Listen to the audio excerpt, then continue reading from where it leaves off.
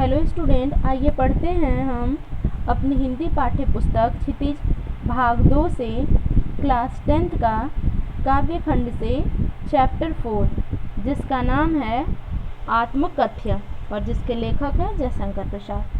सबसे पहले हम इनकी जीवनी पढ़ लेते हैं। जयशंकर प्रसाद का जन्म सन 1889 में वाराणसी में हुआ। काशी के प्रसिद्ध क्वींस कॉलेज में वे पढ़ने गए, परंतु स्थितियां अनुकूल न होने के कारण 8वीं से आगे नहीं पढ़ पाए। बाद में घर पर ही संस्कृत, हिंदी, फारसी का अध्ययन किया। छायावादी काव्य प्रवृत्ति के प्रमुख कवियों में से एक जयशंकर प्रसाद प्रसिद्ध थे और सन 1937 में इनका निधन हो गया। इनकी प्रमुख काव्य कृतियाँ हैं चित्राधार, आनंद कुसुम, झरना, आंसू, लहर और कामायनी। आधुनिक हिंदी की श्रेष्ठतम काव्यकृति मानी जाने वाली कामायनी पर इन्हें मंगला प्रसाद पारितोषिक दिया गया। पारितोषिक ही नाम के तौर पर दिया जाता है। वे कवि के साथ साथ सफल गद्यकार भी थे, अर्थात कविता के साथ साथ इनकी रचनाएं गद्य में भी होती थी, यानी काव्य कृतियाँ भी लिखते थे और गद्य भी लिखते थे। और आगे इन्होंने गद्य रचना में अजातशत्रु, चंद्रगुप्त, स्कंदगुप्त और ध्रुव स्वामिनी इनके नाटक हैं। तो कंकाल, तितली और इरावती ये उपन्यास हैं। आकाशदीप, आंधी और इंद्रजाल इनके कहानी संग्रह हैं। प्रसाद का साहित्य जीवन की कोमलता, माधुर्य शक्ति और ओज का साहित्य माना जाता है, अर्थात इनकी लेखनी में पूरी मधुरता और शक्ति का तेज देखा जाता है और इन्हें माना जाता है। छायावादी कविता की अतिशय काल्पनिकता, सौंदर्य का सूक्ष्म चित्रण, प्रकृति प्रेम, देश प्रेम और शैली की लाक्षणिकता इनकी कविता की प्रमुख विशेषताएं हैं। यानी इनकी लेखनी में कल्पना शक्ति, सौंदर्यता और अपने प्रकृति के प्रति प्रेम, देश के प्रति प्रेम, इस प्रकार की शैलियों के लक्षण इनकी कविता में प्रमुख रूप से देखे जाते हैं। इतिहास और दर्शन में इनकी गहरी रुचि थी, जो इनके साहित्य में स्पष्ट दिखाई देती है, अर्थात पुराने इतिहास को देख करके लेखनी और दर्शन शास्त्र को देखते हुए लेखनी लिखते थे, जो इनके लेखनी में प्रत्यक्ष रूप से दिखाई देती है, यानी लोक समाज को उसका समझ भी होता है। प्रेमचंद के संपादन में हंस पत्रिका का एक आत्मकथ्य विशेषांक निकलना तय हुआ था। प्रसाद जी के मित्रों ने आग्रह किया कि वे भी आत्मकथ्य यानी आत्मकथा लिखें। प्रसाद जी इससे सहमत नहीं थे। इसी असहमति के तर्क से पैदा हुई कविता है आत्मकथ्य। यह कविता पहली बार 1932 में हंस के आत्मकथा विशेषांक में प्रकाशित हुई थी। छायावादी शैली में लिखी गई इस कविता में जयशंकर प्रसाद ने जीवन के यथार्थ एवं अभाव पक्ष की मार्मिक अभिव्यक्ति की। मार्मिक अर्थात हृदय स्पर्शी, उसके मर्म भेद को समझने वाली।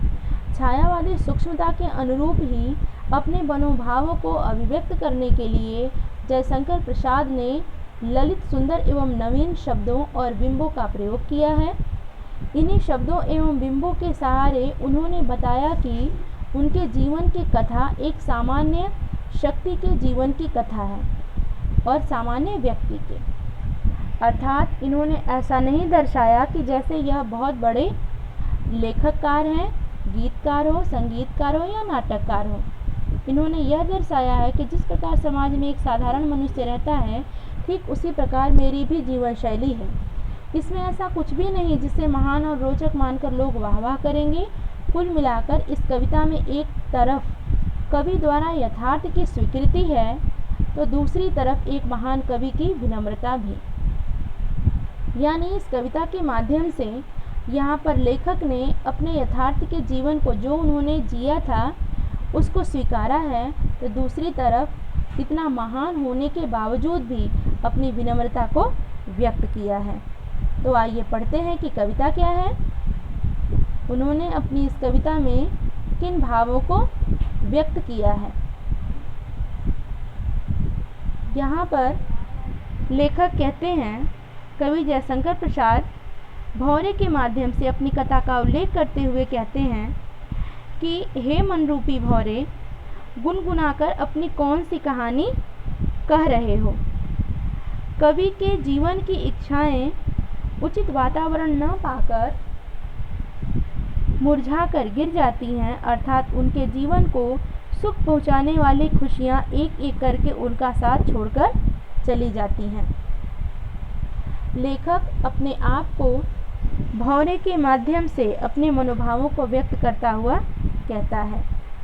आगे कहते हैं कि इस गंभीर अनंत नीलिमा में असंख्य जीवन इतिहास, इस विशाल विस्तार वाले आकाश के नीचे न जाने कितने महापुरुषों ने अपने जीवन की कथाएं लिखी होंगी, जैसा कि मैं भी लिख रहा हूँ। यह लोग करते ही रहते हैं अपना व्यंग मलिन उपहास। ऐसा लगता है कि जैसे उन्हें पढ़कर ऐसा प्रतीत हो रहा है कि वह स्वयं ही अपना मजाक बना रहे हों, अपना उपहास कर रहे हों।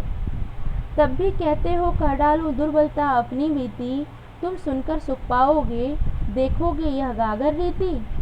कहते हैं कि इसके बावजूद भी तुम कहते हो कि मैं अपने जीवन की बुराइयों को या जो भी मेरे जीवन की अच्छाइयाँ हैं मैं उसे लिख डालूं। फिर भी मित्रों, तुम मुझसे यह कहते हो कि मेरे जीवन में जितनी भी कमियां हैं, जो भी घटनाएं घटित हुई हैं, मैं उसे सबके सामने कह डालूं या लिख डालूं। किंतु कहीं ऐसा न हो कि तुम ही खाली करने वाले अपने को समझो, मेरे रस ले अपनी भरने वाले। परंतु यहाँ पर अब लेखक कहता है कि कहीं मेरी लेखनी से ऐसा तो ना हो कि मैं मेरे मन में जो भी बातें हैं, मेरे जीवन की जो भी अच्छाइयाँ हैं, जो भी बुराइयाँ हैं, मैं उसे लिख डालूं और तुम उसमें से अपने आप को आनंदित करो और मेरे हृदय को बोझिल करो, जिसमें कि कोई भाव ही न हो। मैं अपनी दुर्बलता को अगर तुम्हारे समक्ष प्रस्तुत करता हूँ तो तुम उसमें रस लेने लगोगे, उसमें सुख प्राप्त करने लगोगे और मेरा मन धीरे धीरे बोझिल होने लगेगा। तब भी कहते हो, कर डालो दुर्बलता अपनी बीती, इसके बावजूद भी तुम मुझसे कहते हो कि मेरे अंदर की जितनी कमजोरियां हैं मैं उसे कह डालूं। क्या सुन करके तुम्हें सुख मिलेगा? कहीं ऐसा तो नहीं कि तुम इससे मेरे दुख से स्वयं आनंदित होगे, मेरी कमियों से अपने मन को बहलाओगे और मेरे हृदय को और भी बोझिल करोगे। अपने को समझो, मेरा रस ले अपनी भरने वाले, यह विडंबना अरे रस तले, तेरी हंसी उड़ाऊं मैं, भूले अपनी या प्रवंचना औरों की दिखलाऊं मैं, उज्ज्वल गाथा कैसे गाऊं मधुर चांदनी रातों की। आगे कहते हैं कि कहीं ऐसा तो नहीं कि मन ही मन मेरी तरह भावों से खाली हो गए हो तुम भी, और तुम मेरे भावों द्वारा अपने मन के खालीपन को भरना चाहते हो। अर्थात ऐसा नहीं है कि मेरे खाली जीवन को देखकर तुम्हें सुख की प्राप्ति होगी। आगे के दूसरे कड़ी में कहते हैं, यह विडंबना अरे रस्तले, तेरी हंसी उड़ाऊं मैं, भूले अपनी या प्रवंचना औरों को दिखलाऊं मैं, उज्ज्वल गाथा कैसे गाऊं मधुर चांदनी रातों की, अरे खिलखिलाकर हंसने ते रोने वाली उन बातों की, मिला कहाँ वह सुख जिसका मैं स्वप्न देखकर जाग गया, आलिंगन में आते आते मुस्काया कर जो भाग गया। कितने जिसके करुण कपोलों की मतवाली सुंदर छाया में अनुरागिनी उषा लेती थी निज सुहाग मधुमाया में, उसकी स्मृति पाथेय बनी है थके पथिक की पंथी की, सीवन को उधेड़ कर देखोगे क्यों मेरी कंथा की। आगे कहते हैं कि क्या मैं उन मधुर चांदनी की उज्ज्वल गाथा को जो मैंने अपने जीवन में सुख के भावों को जिया है, क्या जब उसे मैं तुम्हारे सामने प्रस्तुत करूँगा तो उसमें तुम आनंद पाओगे? मैं तुम्हारे सामने अपनी कमियां प्रकट करूं या लोगों के छल कपट पूर्ण व्यवहार को, इस दुनिया से मुझे जो धोखे मिले हैं उन्हें बताऊं? मैं उन मधुर चांदनी के उजाले की बात करूं या कैसे गाऊं जिसमें हंसते खिलखिलाते हुए अपने मित्रों, अपने सगे संबंधियों, अपने प्रियजनों के साथ होती थी? उन निजी क्षणों का वर्णन मैं कैसे कर सकता हूँ? उन क्षणों को लोगों को बताने की कोई आवश्यकता नहीं। कवि अपनी आत्मकथा बताते हुए कहता है कि मुझे जीवन में वह सुख कहाँ मिला जिसका स्वप्न देखकर मैं जाग गया। सुख तो मेरी बाहों में आने से पहले ही मुस्कराया और मुझे छोड़कर चला गया। अर्थात मेरी अभिलाषाएं कभी सफल नहीं हुई, मुझे कभी सुख की प्राप्ति नहीं हुई। अर्थात यहाँ पर कवि जो है अपने मनोभावों को, जो उसके जीवन में कमियां रह गई हैं, जो अभिलाषाएं उसकी अपूर्ण रह गई हैं, उसी भावों को व्यक्त करके अपने मार्मिकता को प्रस्तुत कर रहा है। आगे कहते हैं, जिसके करुण कपोलों की मतवाले सुंदर छाया में अनुरागिनी उषा लेती थी निज सुहाग मधुमाया में, उसकी स्मृति पाथेय बनी है थके पथिक की पंथी की, सीवन को उधेड़ कर देखोगे क्यों मेरी कंथा की।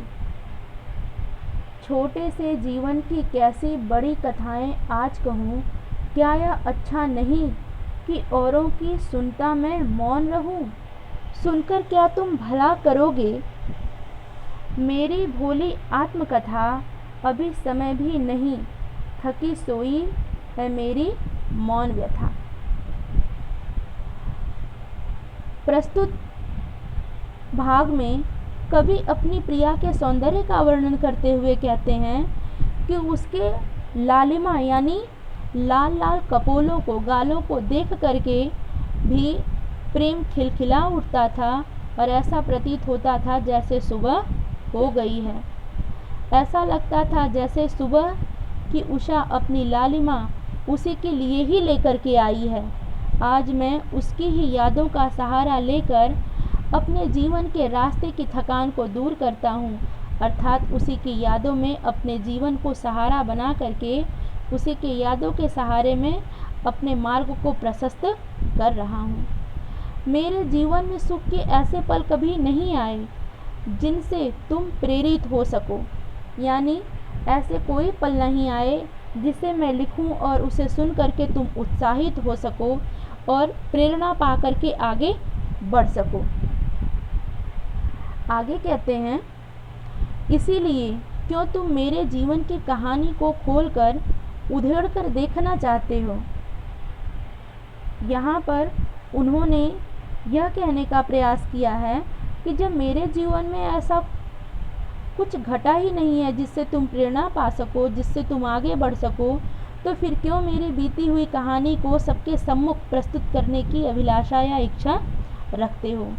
मैं अपने जीवन की उन सामान्य गाथाओं को कैसे कहूँ? मेरे लिए यही अच्छा रहेगा कि मैं दूसरे महान लोगों की कथाओं को सुनता रहूं और अपने बारे में कुछ न कहूं, शांत रहूं, चुप रहूं। भला तुम मेरी भोली भाली आत्मकथा के हृदय से निकली हुई कहानी के बारे में सुन करके उससे कौन सी प्रेरणा पाओगे? मेरा दुख इस समय शांत है, वह अभी थक कर सोया हुआ है, अर्थात मैं अपने बीते हुए दुख के क्षणों को पूरी तरह से भूलने का प्रयास कर रहा हूँ। इसीलिए अभी आत्मकथा को लिखने का उचित समय नहीं आया है। इसीलिए हे श्रोतागण, तुम मुझसे उसकी प्रार्थना न करो कि जिससे मैं अपने बीते हुए समय को, जो मैंने बहुत ही वेदनापूर्वक जिया है या जो उत्साहपूर्वक जिया है, उसे अभी लिखने का समय नहीं आया है। आशा है बच्चों आपको ये चैप्टर समझ में आया होगा। आपको इनका जीवन परिचय लिखना है अपनी उत्तर पुस्तिका में और साथ साथ इनकी समस्त कृतियाँ। धन्यवाद।